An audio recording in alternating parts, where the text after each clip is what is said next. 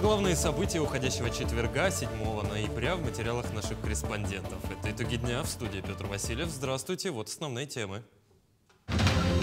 Большое событие для развития Арктики, Северного морского пути и всего флота. Самый современный и оснащенный сверхмощный атомный ледокол «Чукотка» спущен на воду.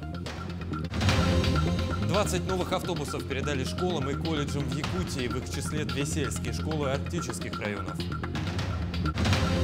Ну, Алданская школа с углубленным изучением отдельных предметов готовится к празднованию столетия Дома пионеров. Созданная на его базе школа считается продолжателем традиций советского детского движения. В Якутске тем временем началась установка новой 20-метровой елки на площади Орджоникидзе. Узнаем, как изменится главный новогодний символ города. Между тем, в декабре определят, в какие зоопарки из Якутии переедут белые медвежата Вилю и Яна. До тех пор они продолжат оставаться в одном вольере с мамой. С сегодняшнего дня прокуратурой Мегино-Кангаласского района контролируются профилактические мероприятия по предупреждению выезда на лед до официального открытия ледовых переправ. Организована рабочая группа по недопущению выезда. Выставлены запрещающие знаки со стороны переправы Павловск-Хатаса и Нижнебестях-Якутск. Закрыты выезды на лед для всех видов транспорта. Патрульно-профилактические группы будут выявлять нарушителей с помощью фото и видеофиксации. В настоящее время организована работа по заграждению подъездных путей и установке запрещающих дорожных знаков. Органы ГИБДД, ГИМС и административная комиссия муниципального района ориентированы на выявление и пресечение фактов несанкционированного выезда на лед и привлечение виновных лиц к административной и уголовной ответственности. Уважаемые граждане, в целях исключения провалов под лед не используйте нелегальные переезды через реку Лена, где никто не может гарантировать безопасную толщину льда и отсутствие наледей и промоин. За выезд на лед в период введенных ограничений предусмотрена административная ответственность в виде штрафа в размере до 1 миллиона рублей. Игнорирование требований безопасности в прошлом году повлекли провалы под лед транспортных средств и гибель 2 человек. Выезд на лед опасен для жизни, берегите себя и своих близких. На сегодняшний день на переправе в районе Жатая в очереди на паром находится порядка сотни больших грузов. Служба спасения установила рядом с переправой передвижной спасательный пункт. Также осуществляется координация работы других служб и ведомств по обеспечению безопасности людей. На месте круглосуточно будут дежурить 4 спасателей, ну а сам передвижной спасательный пункт представляет из себя утепленную палатку, где можно обогреться. В продолжение темы на днях рабочая комиссия приняла в строй 2 автоматических пункта весогабаритного контроля на автомобильных дорогах НАМ и УМНАС. Объекты установлены в рамках реализации нацпроекта «Безопасные и качественные дороги», чтобы сохранить дорожное полотно при интенсивных грузоперевозках. В настоящее время идет работа по интеграции в систему Ространснадзора для формирования протоколов об административном правонарушении в сфере перевозки грузов. Президент страны Владимир Путин на церемонии спуска на воду атомного ледокола «Чукотка» подчеркнул, что в России самый большой ледокольный флот в мире, и выразил надежду, что в декабре будет поднят флаг на атомоходе «Якутия». Президент добавил, что создание таких мощных современных судов является еще одним воплощением индустриального, научного, кадрового и технологического потенциала страны. Министр промышленности и торговли Российской Федерации Антон Алиханов доложил президенту, что ледокол «Якутия» готов больше, чем на 95%. Ну а в столице Якутии тем временем продолжается возведение крупнейшего на Дальнем Востоке арктического центра эпоса и искусств. Культурный кластер в регионе вечной мерзлоты еще не строили. По масштабному комплексу провели экскурсию для студентов архитектурного факультета. Подробнее расскажет Даяна Федорова. Вокруг будущего культурного кластера около 15 тысяч квадратных метров преобразуется в благоустроенное общественное пространство. Здесь будут созданы прогулочные зоны. Ну а центральным объектом кластера станет Ураса, металлоконструкцию которой в настоящее время возводят. Студенты архитектурного факультета СВФУ остались под приятным впечатлением от масштабного сооружения. Но он очень большой, масштабный проект. Очень понравилась экскурсия. У меня никогда не была до этого настройка. Очень хорошее здание для именно развития Якутска. Потому что такие большие здания заставляют стремиться нас к большему. Это большой опыт для нас, как для студентов. Ну, что-то такое я бы хотел в будущем спроектировать. Прям огромное желание появилось. Более 300 рабочих и 12 единиц крупной техники привлечены к возведению арктического центра эпоса и искусств. Полностью завершены монолитные работы и возведен фасад. На стадии завершения работы по кровле и тепловому контуру. Продолжаются отделочные работы и по инженерным сетям. Здание очень уникальное не только для России, но вообще в целом для мировой строительной индустрии. То есть здесь применены такие решения, которые будущим инженерам, будущим строителям очень важно понимать, и особенно в том виде, когда они еще не закрыты отделочными материалами, а вот непосредственно вживую. В настоящее время степень готовности составляет порядка 70%. Уже в следующем году якутский кластер будет введен в эксплуатацию. Он станет центром единой системы по сохранению эпического наследия народов Якутии, специализированной площадкой для творческих коллективов всех улусов и городов республики. Данный объект получается у нас по дизайну очень красивый, получается по национальным культурам, поэтому все эстетические моменты по дизайну проекту как бы сложноваты, но мы все силы на это бросили, и как бы у нас все получается. Ну, сроки успеваем, да, в следующем году. Задача 4-й квартал там у нас стоит. Арктический центр эпоса и искусств станет одним из крупнейших культурных центров всей России. Общая площадь составит 33 тысячи квадратных метров. Здесь разместятся Государственная филармония, театр Олонхо и Саха-академический театр. Общая вместительность зрительных залов составит более 1500 мест. Даяна Федорова, Иван Сракаумов, Якутск. Ключи от новых автобусов торжественно вручили колледжам и сельским школам республики. Какие образовательные учреждения получили новое авто и какую проблему восполнит пополнение в автопарке, расскажет Марфирина Алексеева. 17 школьных автобусов на общую сумму более 61 миллиона рублей марки ПАС и ГАЗ отправились в 16 районов республики. Так, новым транспортом обеспечены удаленные школы Вилюйской группы районов, заречных, центральных и даже самых удаленных, таких как Обяйский, Верхоянский и Верхнеколымский улусы. Если раньше из-за отсутствия школьного авто порой приходилось отказываться от участия в образовательных мероприятиях, отныне такой проблемы не будет. Мы даже отказывались, потому что это было очень накладно на бюджет школы. Да, острая нехватка была, мы заказывали такси и так далее, очень было неудобно. Ну, на новом автобусе мы собираемся возить детей на мероприятия, на улусные, на республиканские. Будем ездить между улусами. В северных районах проблема стояла острее. Гаврил Слепцов – учитель физкультуры в Сартанском наследии Верхоянского района. Их школа является самой удаленной от районного центра. Это более 420 километров. С его слов, отсутствие школьного транспорта стало причиной нераскрытия потенциала многих юных спортсменов. Особенно хорошо наши дети занимаются вольной борьбой и настольным теннисом. У нас очень много талантливых ребят, но из-за того, что у нас не было транспорта, они не могли выезжать на соревнования и не показывали свой талант. Сейчас же мы получили машину и надеемся, что результаты не заставят себя ждать. Также 2 автобуса переданы колледжам и Центру отдыха и оздоровления «Сосновый Бор». Всего поступило 20 автомашин, из них 5 марки ПАС вместимостью в 22 человека, а также ГАЗ, 8 из которых вмещают 10 человек и 7 по 15.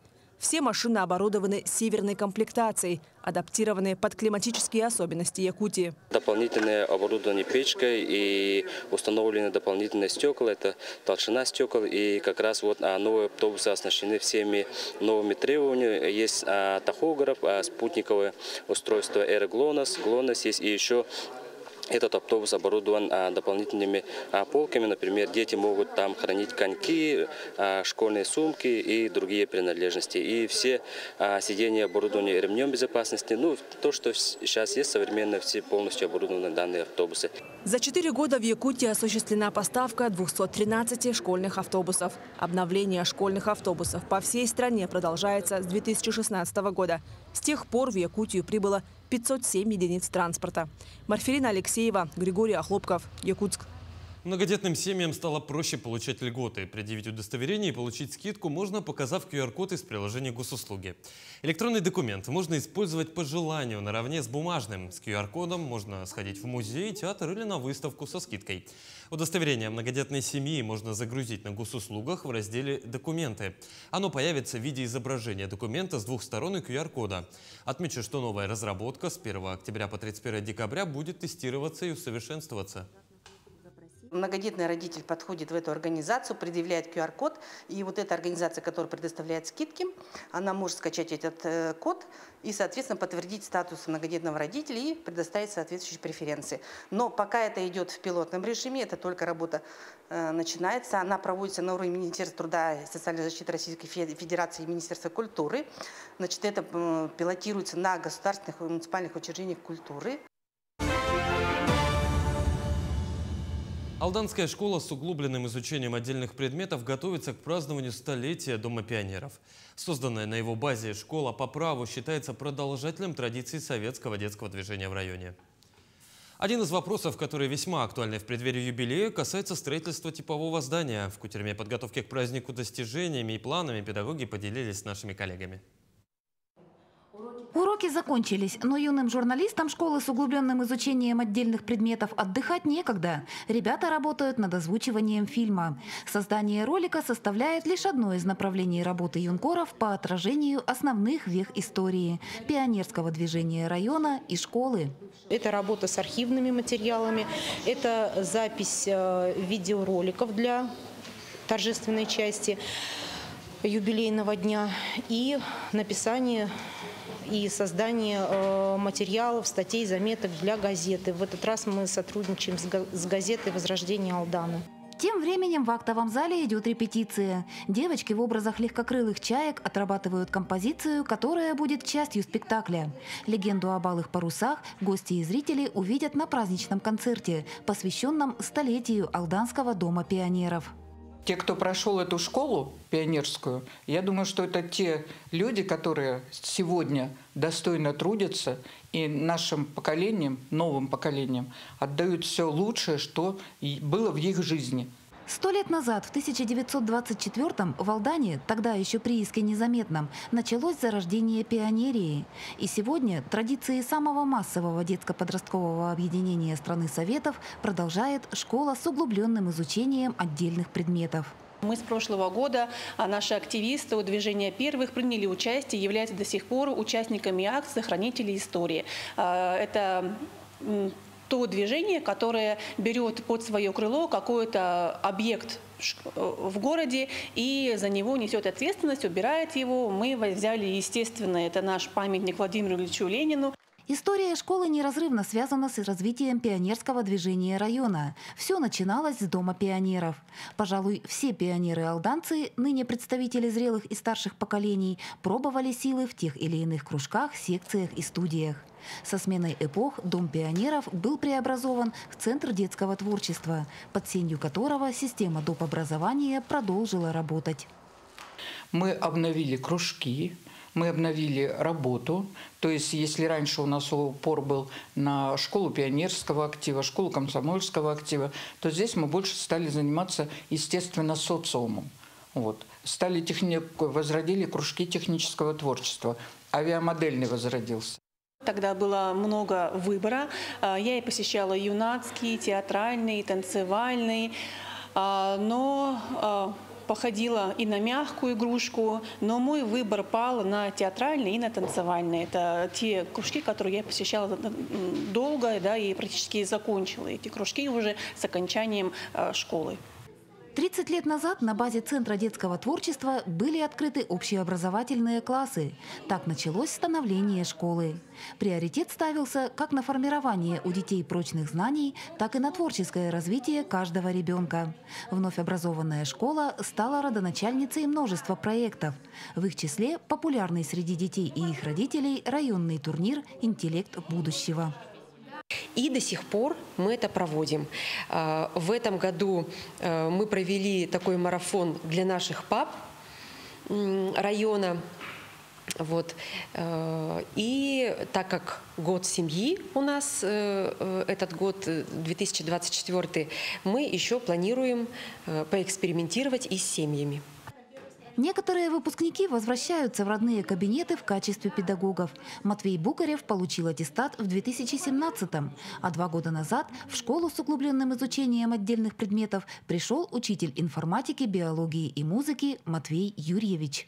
Тут я благодаря школе пошел изучать музыкальные инструменты. В свое время я здесь начал осваивать баян. По окончанию также освоил саксофон. Сохраняя самые лучшие традиции основного и дополнительного образования советского времени, педагоги активно внедряют в практику инновации и передовые методики работы с детьми и подростками. Большое внимание уделяется профориентации. Мы в этом году уже сделали выпуск юных железнодорожников. В этом году в прошлом году учебном. А в этом году мы открыли 2 уже класса юных железнодорожников. Потом с АПАПом. Мы тоже хотим, чтобы наших детей приучали. Тем более транспорт востребован, он сегодня необходим. В канун юбилейных дат принято подводить итоги и строить планы. Школа с углубленным изучением отдельных предметов по сей день располагается в здании бывшего райкома партии. И один из вопросов, кои сегодня ставятся на перспективу, касается как раз нового помещения. Классы у нас расширяются. Если мы начинали с 15 человек, то теперь у нас есть классы 33 человека.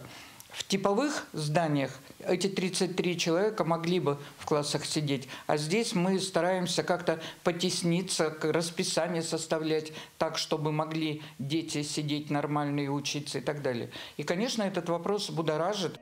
Сегодня проблема площадей решается в рабочем порядке. Однако педагоги надеются, что в перспективе этот вопрос будет снят. Татьяна Вахнина, Сергей Шипачев, Александр Лукин, Алдан. Мирнинские строители увидели лица людей, которые возвели в Мирном первые дома, детские сады, школы, поликлиники и фабрики. Уникальные фотографии и экспонаты представили в историко-производственном музее «Алроса». Подробности в следующем материале. Мирнинскую стеллу установили при въезде в город в 2004 году. Собрали ее сотрудники «Алмаз-Техмонтаж», как и Сергей, который сейчас украшает Вилюйское кольцо. Кстати, собирали его вот так вот по частям в одном из цехов АТМ. Фотографии застройки алмазного региона разместили в историко-производственном музее «Алроса». Первый православный храм в районе появился именно в Мирном благодаря УКС. Выставку в целом посвятили истории управления капитального строительства. Мирнинские строители увидели фотографии предшественников, которые оставили след в истории. В каком году была образована акционерная компания «Алмазы России Саха»? В 91-м, 92-м, 94-м, 95-м. 92-м. Ответ на вопрос квиза сотрудники «Алроса» выдают мгновенно, ведь знают историю образования родной компании. Самым осведомленным строителям вручили сувениры УКС. Но я думаю, что они сегодня впервые увидят очень много интересных фотографий, потому что мы постарались найти уникальные кадры. И также, я думаю, их удивит сувенирная продукция, потому что мы тоже очень попытались найти разную продукцию, которую выпускал УКС с самого начала своего основания. Посетители выставки изучили архивные документы и копии приказов о создании первых подразделений УКС и АТМ. Их сформировали в 1996 году. Также для сотрудников «Алроса» разместили на стенде средства индивидуальной защиты, которые должны быть у каждого строителя. Считаю, что данные мероприятия нужны, направлены на сплочение коллектива. Плюс для себя здесь узнал много нового. Историю управления капитального строительства. Было видно на фотографиях, кто был ее руководителями, ну и стоял у основ начала развития строительной деятельности в Мирнинском районе. Это второе мероприятие музея по повышению уровня вовлеченности сотрудников «Алроса». В августе здесь открывали выставку, посвященную руднику «Интернациональный». Посетителям нравится, поэтому тематические выставки станут традицией для историко-производственного музея. Елизавета Седых, Алексей Меркулин, Александр Еремин, медиакомпания «Алмазный край». В начале декабря должно решиться, в какие зоопарки перейдут на постоянное место жительства белые медвежата Вилю и Яна, родившиеся в январе в якутском зоопарке Ортодайду. До тех пор они продолжат оставаться в одном вольере со своей мамой Колыманой. С наступлением холодов воду в бассейне вольера откачали, и сейчас медвежата используют бортики как горку. Время игр и веселья приходится с утра до обеда. После приема пищи их обычно клонит сон. Они начинают лениться и лежат большую часть оставшегося времени. И в заключении выпуска о спорте более 30 спортсменов из Монголии приехали на учебно-тренировочные сборы в Якутск. Сборная готовится к чемпионату мира по масс-рестлингу, и руководители федерации посчитали, что лучше всего тренироваться под надзором якутских наставников. На одной из тренировок побывал и мой коллега Александр Хавренко. Масс-рестлинг давно стал мировым видом спорта. Федерация открывается на всех континентах, и каждая страна, конечно же, хочет иметь своего чемпиона. Поэтому сборная Монголии решила провести подготовку к главному старту года в Якутии. Монголы сами по себе физически крепкие, потому что все занимаются национальной борьбой. У нас вот почти все спортсмены – это ребята из национальной борьбы Бухбаралдан, поэтому они физически все развитые, но все замечают, что вот тренировки именно масс-рестлинга намного отличаются. И поэтому им интересно заниматься нашим видом спорта. В Монголии 21 региональная федерация масс-рестлинга, и государство поддерживает спортсменов и прилагает усилия для развития и популяризации этого вида спорта в стране. Приехали сюда уже во второй раз. Привезли более 30 спортсменов. В Монголии масс-рестлинг развивается уже 11 лет, и им занимается более 15 тысяч спортсменов. Сейчас готовимся к чемпионату мира.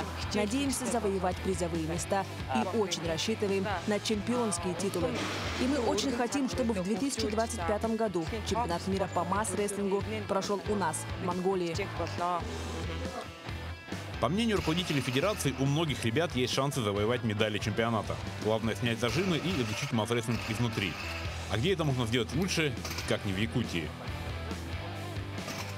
Я занимаюсь с 2023 года, уже год занимаюсь этим спортом. Просто приехал в первый раз в Якутию.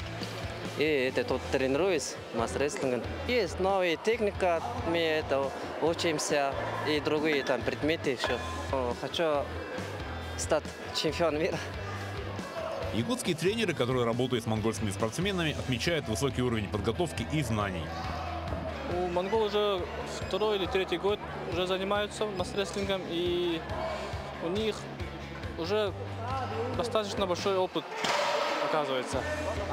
Все вот эти упражнения, все технику уже все научили, все уже знают, и мне кажется, они уже готовы стать чемпионами мира. На вопрос о воспитании конкурентов для нашей сборной тренеры отвечают, что чем сильнее будут противники, тем упорнее будут тренироваться и наши ребята. Чем выше конкуренция, тем интереснее борьба на помосте. Александр Хавренко, Миргун Старостин, Якутск.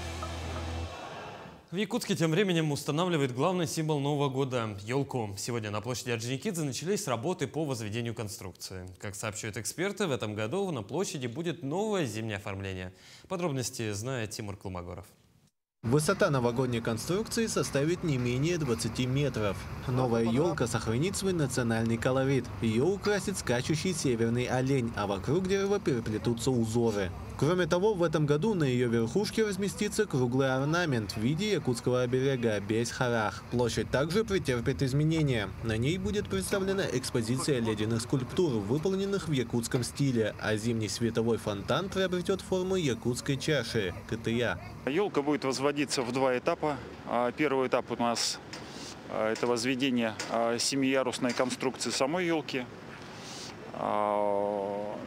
Первым этапом, а вторым этапом это уже непосредственно само украшение.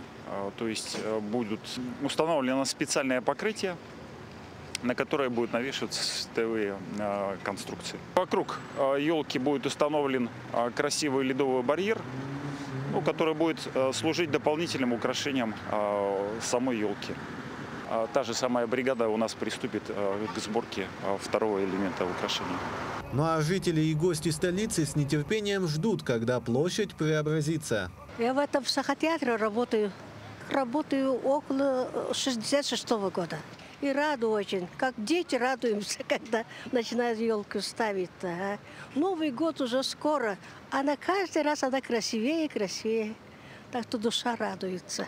Красивая будет, скоро поставят, наверное, уже. Ну, народу, наверное, много будет гулять тут. Ну, это, конечно, очень хорошо, что ставят елки, чтобы люди чувствовали праздник. Я только за. Очень хорошо, что каждый год какие-то новинки. По словам работников Горсвета, на установку искусственной елки потребуется порядка 2 недель. Зажжение первой новогодней елки страны состоится 1 декабря в рамках ежегодного фестиваля «Зима начинается с Якутии». Тимур Калмогоров, Нургун Старостин, Якутск.